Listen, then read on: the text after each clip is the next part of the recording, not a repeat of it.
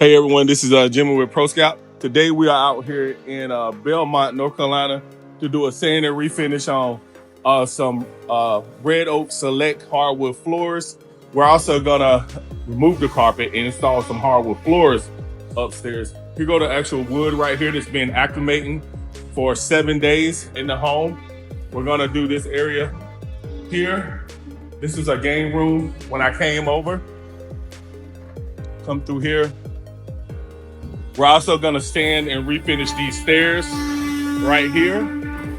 Right here, they have a lot of wear and tear, which is the gray areas on the floor. That lets you know that your floors do not have any polyurethane on them.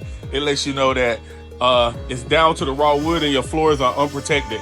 So when you see this right here, just know your floors are susceptible to moisture damage, liquid damage of any kind, because they don't have anything protecting the floors. Come right back through there. This is where we actually did the stain test for the client. She chose to go with the middle one, which is 50% special walnut and 50% rustic beige.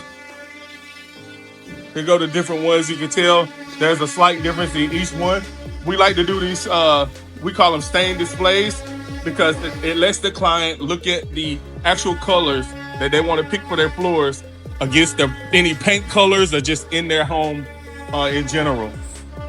We're also gonna change out the shoe molding, and the client just told me that they wanted to go with wood. They were gonna go white on white, meaning white shoe molding with white baseboards.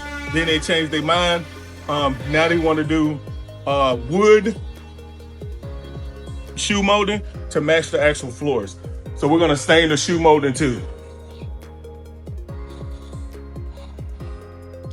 In most cases, we have clients remove the actual toilet and the pedestal sink, but in this case, I think we can get around it.